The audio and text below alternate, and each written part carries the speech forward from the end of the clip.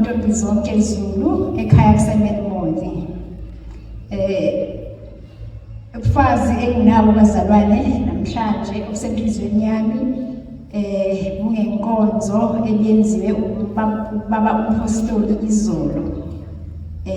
Ubaba umpostoli ubekhuluma ukuthi ukuphila kwethu kufihliwe kuJesu KRISTU eNkulunkulu.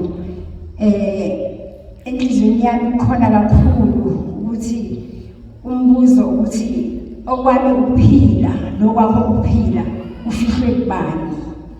Sengathi uNkulunkulu ubengasisiza kakhulu bazalwane ngoba ukuphila kwethu kuze nathi iNkosi uJesu imibuya kufanele sikhazimuliswe, kodwa kubiza ukuthi sisidele bazalwane, sithathe isiphambano simlandele. Ukuthatha isiphambano ukuzidela futhi ukusidela ngempela. Uyayethi ubaba umpostoli uma ngilalele izinkonzo zakhe athi ihlobo nobusika kuyafana kumina, ngivuka ngesikhathi esifanayo. U3 o'clock makithi ngilale early ngilala ngabo-10 noma ngabo-11 ngenza umsebenzi kaNkulunkulu.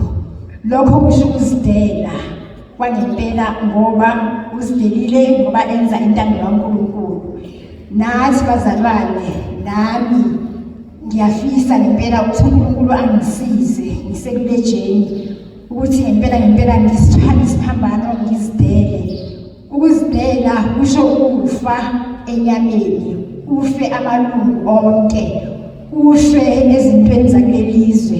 Uma ethi umpostoli Pawuli akusaphili mina kepha iNkosi uJesu iphila kimi, engikwenzayo ngisenyameni ngikwenza ngokukholwa.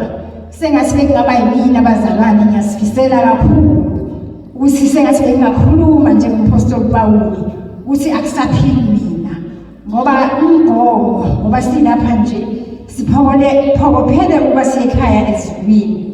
Sengathi uNkulunkulu bengasisiza sonke ukuthi ngempela kusihluphe siphokophele ukuthi ngelinye ilanga uma iNkosi uJesu ibuya nathi sisikhazimuliswe kanye naye. uJesu KRISTU inkosi. Ngiyabonga bazalwane.